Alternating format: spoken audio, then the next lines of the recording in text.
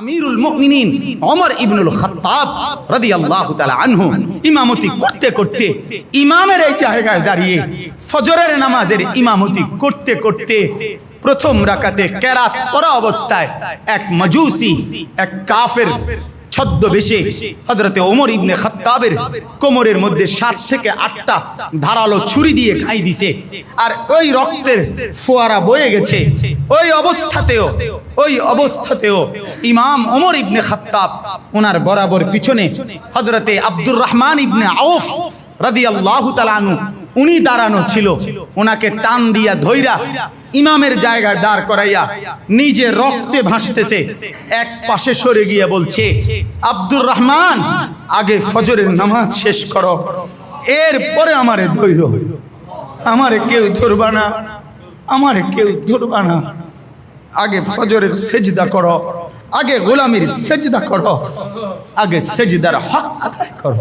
আজকে দুর্ভাগ্য আর আফসোসের বিষয় হলো ইমামের থেকে কোনো পরামর্শ নেওয়া হয় না, নিজেরাই মিল্লা সবকিছু করে, আর খেলাফে সুন্নাত বিদআত এবং নিজেদের মন গড়া মতো হাজারো বিবাহ, হাজারো অনুষ্ঠানাদি, নারী পুরুষের একত্রে চলাফেরা, খাওয়া দাওয়া, এরপরে সমস্ত নাফরমানি নিজের থেকে কইরা নারী পুরুষদের বেপরদেগি করার পরে, এরপরে মোবাইল করার ভিডিও, এরপরে ছবি, এরপরে ফুর্তি আনন্দ সব করার পরে এরপরে হুজুর রে কয়, হুজুর দোয়া করে দেন আল্লাহ যাতে তাকে বরকত দেয়। ইমাম সাহেব হুজুর এই 3000 টাকার ভিতরে হুজুর একজন ইমাম দেন। আমার কাছে বলছে কত মানুষে, আল্লাহ তাআলা বলেন আমি মানুষদের মধ্য থেকে ইমাম বানাই। কে বানাই ইমাম? কথা বলেন না কেন? আল্লাহ বলেন ওয়াজআলনা, আমি বানাই, আমি আল্লাহ বলেন আমি বানাই। ইয়াহদুনা বিআমরিনা, আমি যাকে ইমাম বানাই সে আমার নির্দেশনা অনুপাতে মানুষদেরকে হেদায়েতের পথ দেখায়। হ্যাঁ, এজন্য আল্লাহ বলেন ইমাম কে বানায়? বলেন আল্লাহ। আল্লাহর রাসূল দোয়া করছেন ইমামদের জন্য, আল্লাহুম্মা আরশিদিল আইম্মা, আয় আল্লাহ ইমামদেরকে রুশদ, হেদায়েত, সরল সঠিক পথ আপনি দেখান। কে দোয়া করছেন? এটা সরওয়ারে কায়নাত নবীজি দোয়া করছেন। আল্লাহর নবী বলেছেন আল ইমামু যামিন, ইমাম হচ্ছে জামিন, পুরা মহল্লাবাসীদের জামিন। অর্থাৎ ইমাম সাহেব যেন আল্লাহর সাথে বোঝাপড়া করে, আল্লাহর সাথে বোঝাপড়া করে। রব্বুল আলামিন আমার এই মুসল্লিগুলোর পক্ষ থেকে আমি জামিন, আমার দিকে তাকায়া আল্লাহ এদের নামাজ রোজার বন্দেগী কবুল করে এদেরকে মাফ করে দাও। ইমাম সাহেব জামিন। এজন্যই তো ইমাম সাহেব সূরা ফাতিহা, সূরা কেরাত পড়ে রুকু পর্যন্ত গিয়া সুবহানা রাব্বিয়াল আযীম পর্যন্ত বলে দাঁড়াইবার সময় ইমাম সাহেব আমগরে এটাই শোনায় যে মুসল্লিরা আপনারা ঘাবড়ায়েন না, আমি এতক্ষণ পর্যন্ত মালিকের কাছে যা বলছি আপনাদের জন্য সামি আল্লাহু লিমান হামিদা, তিনি এটা শুনছেন। তিনি কি শুনছেন? এটা শুনছেন। এটা মুসল্লিরা তখন সবাই খুশি হয়ে যায় যে মাশাআল্লাহ আমগো কথা তাইলে বুঝাইয়া কইছেন তো? হ্যাঁ কহে কইছি। এরপরে আল্লাহ কি কইছে? কয় উনি শুনছে বলছে। তো এবার মুসল্লিরা খুশি হয়ে বলে রব্বানা লাকাল হামদ। ঠিক আছে, ঠিক আছে, মালিকের প্রশংসা। এই জন্য আল্লাহ রাসূল চাল ইমামু যামিন। আল্লাহর নবী বলছেন ইন্নামা জুইলাল ইমামু লিউতাম্মা বিহি, নবী পাক বলেন নিশ্চয়ই ইমামদেরকে বানানো হয়েছে লিউতাম্মা বিহি, তাদেরকে যেন অনুসরণ করা হয়। তাদেরকে যেন কি করা হয়? অনুসরণ করা হয়। আমি সব সময় এই কথা বলি, সব সময় আমার এই কথা স্পষ্ট। এক মসজিদের মেহরাব, এক মসজিদের মিম্বার, এক মসজিদের টাইলস, এক মসজিদের মোজাইক, এক মসজিদের ফ্যান, এক মসজিদের দোতলা তিনতলা, এক মসজিদের সুরম্য প্রাসাদ, এই সব কিছুর চাইতে মসজিদের ইমাম দামি। মসজিদের কে দামি?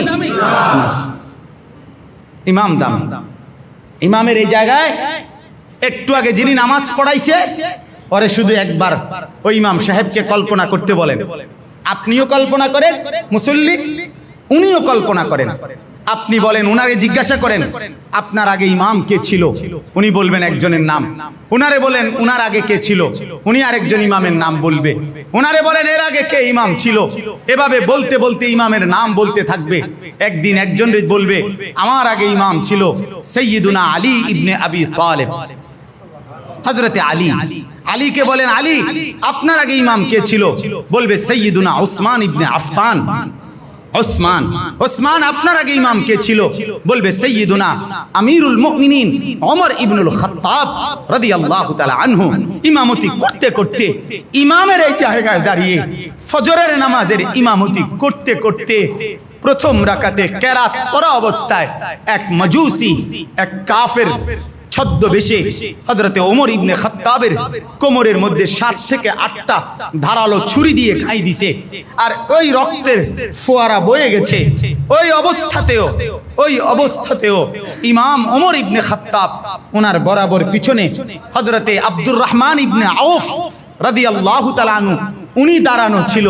ওনাকে টান দিয়া ধইরা ইমামের জায়গায় দাঁড় করাইয়া নিজে রক্তে ভাসতেছে এক পাশে সরে গিয়ে বলছে, আব্দুর রহমান আগে ফজরের নামাজ শেষ করো, এরপরে আমারে ধৈর, আমারে কেউ ধরবা না, আমারে কেউ ধরবা না, আগে ফজরের সেজদা করো, আগে গোলামির সেজদা করো, আগে সেজদার হক আদায় করো।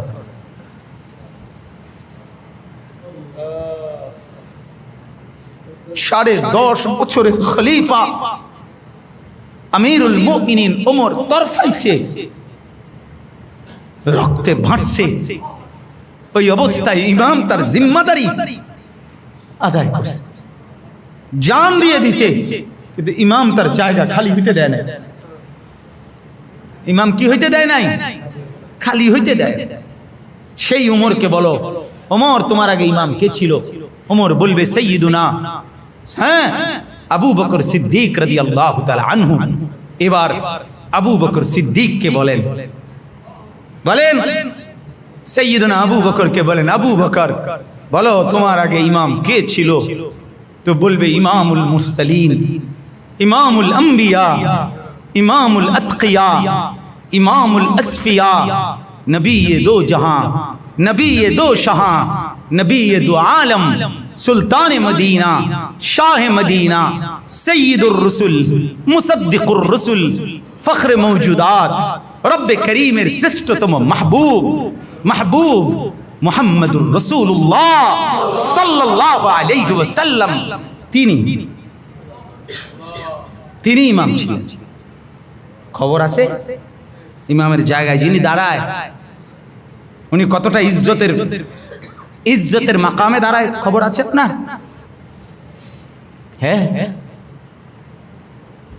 আল্লাহ তাআলা আমাদেরকে বুঝার তৌফিক দান করুন। এজন্য ইমামকে কদর করা, ইমাম নিজেও নিজের কদর করা। আমার শায়েখ আল্লামা মুফতি মুশতাকুর নবী সাহেব হুজুর এই কথা বলে, ইমামদেরও ফিকির থাকা উচিত, আমার জিম্মাদারি পুরোপুরি যেন আদায় হওয়া। হুজুর আমাদেরকেও বারবার বলছে, মাওলানা সবার আগে মসজিদে যাওয়ার চেষ্টা করবেন, সবার পরে মসজিদ থেকে বের হওয়ার চেষ্টা করবেন, এই ফিকির থাকবেন। ইমাম সাহেব যদি কোনো গুনাহের সাথে জুড়ে যায়, ইমাম সাহেব যদি কোনো নাফরমানির সাথে জুড়ে যায়, তো গোটা জাতি পিছলে যাবে। কি বলে? গোটা জাতি দিক খাড়া হয়ে যাবে। কারণ আল্লাহ রসুল তো বলছে ইমামকে অনুসরণ করার জন্য বানানো হয়েছে, মানুষগুলো যেন ইমামকে কি করে? অনুসরণ। এজন্য আমি আপনাদের কাছে মূলত আমার শায়েখ, আমার উস্তাদে মুহতারাম হুজুরই ইনশাআল্লাহ বয়ান করবেন।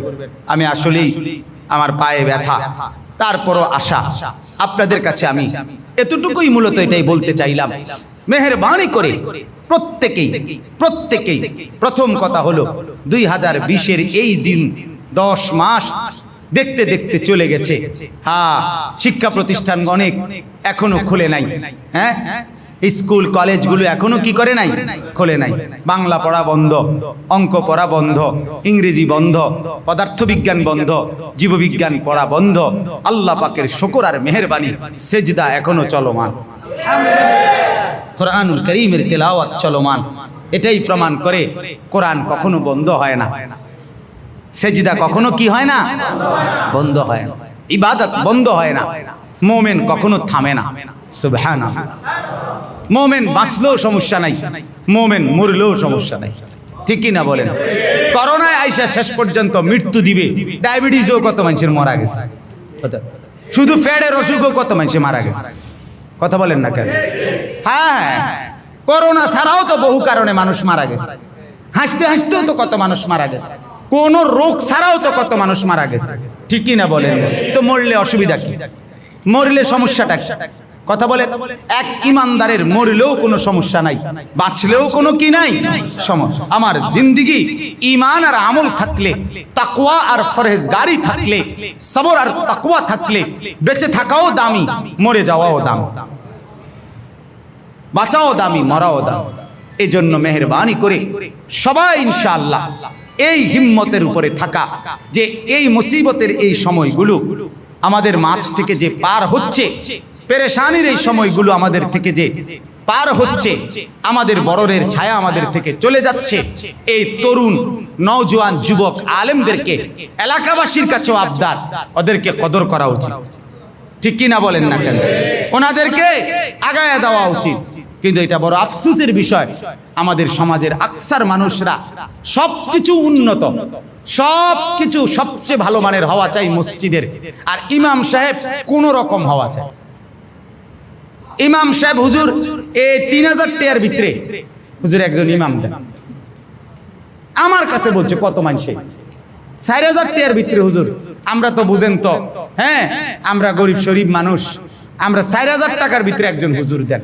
আমি অনেককে জিজ্ঞাসা করছি, আপনি মানে কেমনে ধরছেন হিসাবটা? এটা কি হুজুরের শরীরের ওজন হিসাবে ধরছেন, না মাসের হিসাবে ধরছেন, না সমাজের আর কোন কাম যে করে এদের হিসাবে, কোন হিসাবে ধরছেন কেমনে? এটা কি কেজি হিসাবে ধরলেন? যে হুজুর যদি 60 কেজি হয় তো কয় কেজি 4000 টাকা দিয়ে কদ্দুর পাওয়া যায়, এই হিসাবে ধরছেন? বলে না। আজকে অনেক মানুষদের মধ্যে এই গাফলতিটা, এই খামখেয়ালিটা যে ইমাম সাহেব কোন রকম হইলে চলে, ইমাম সাহেব নামাজে না কদ্দুর পড়াইবো, এটা কোন রকম হইলে চলে না। না, ইমাম সাহেব নামাজে কদ্দুর পড়াবে না, ইমাম সাহেব পুরা মহল্লাবাসীর ঈমানের জিম্মাদার, আমলের জিম্মাদার, আখলাকের জিম্মাদার, মুআমালাতের জিম্মাদার, মুআশারাতের জিম্মাদার। ওই মানুষগুলোর ঘরে ঘরে প্রতিটা মানুষের বিবাহ কিভাবে হবে এটা বলে দেবে ইমাম, প্রতিটা মানুষের আচার অনুষ্ঠান কিভাবে হবে এটা বলে দেবে ইমাম, প্রতিটা মানুষের জমি জমার লেনদেন কিভাবে হবে এটা বলে দিবে ইমাম। আজকে দুর্ভাগ্য আর আফসোসের বিষয় হলো ইমামের থেকে কোনো পরামর্শ নেওয়া হয় না, নিজেরাই মিল্লা সবকিছু করে, আর খেলাফে সুন্নাত, বিদআত এবং নিজেদের মন গড়া মতো হাজারো বিবাহ, হাজারো অনুষ্ঠানাদি, নারী পুরুষের একত্রে চলাফেরা, খাওয়া দাওয়া, এরপরে সমস্ত নাফরমানি নিজের থেকে কইরা নারী পুরুষদের বেপরদেগি করার পরে, এরপরে মোবাইল করার ভিডিও, এরপরে ছবি, এরপরে ফুর্তি আনন্দ সব করার পরে এরপরে হুজুর রে কয় হুজুর দোয়া করে দেন আল্লাহ যাতে তাগো বরকত দেয়। কিসের বরকত দিত? আমি বলি এই জন্য দোয়া এটাই করে হুজুরের উচিত, আল্লাহ যেই ভিডিওগুলো হইছে এগুলাতে বরকত দেন, যেই মহিলারা যে পরিমাণ পাউডার দিছে সুন্দর অনেক লেগেই তো দিছে, আরো সুন্দর কইরা দেন, যে মহিলা যা কাপড় চোপড় পিনছে আল্লাহ এটি আরো পরিষ্কার কইরা দেন, যে যা চেহারা দেখাইতে চাইছে এগুলি চেহারা যাতে আর ডাকন না লাগে, সারা দিন যাতে খুলে রাখতে পারে তৌফিক দেন। মানে কি দোয়া করতে? যা করছেন এগুলো কবুল করতে কবে না, কথা বলেন না তো? এগুলোই তো করছে, নাফরমানি ছাড়া আর করছেটা কি? হুজুরে কি দোয়া করতো? এগুলো কবুল করতে কইতো নাকি? কথা বলেন না। আজ যদি বলেন না এগুলো কইতো না তো কি কইতো? আল্লাহ ঠাডা যেন পড়ে তার উপর, তো নাইলে কি কইতো? আপনি বলেন নাইলে কি বলতো?